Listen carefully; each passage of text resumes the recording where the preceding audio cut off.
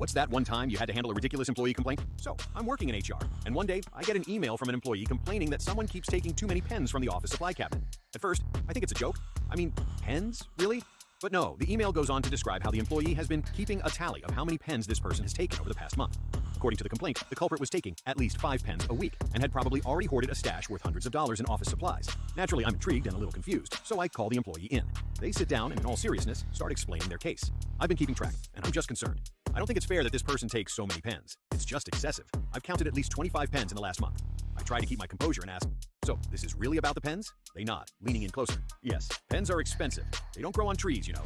I'm sitting there, trying to figure out whether I'm being pranked or if this is a real issue. I thank them for bringing it to my attention and assure them I'll handle it. The next day, I have to pull in the employee accused of pen theft. I try to keep it light, but they're completely unaware of the issue. I'm just taking a pen when I need one. I don't think I've taken that many. I tell them, well, there's been a complaint that you've been taking a lot of pens. They just laugh and say, really? I just take one when I forget mine at home. I didn't know I was causing such an issue. I'll stop taking so many.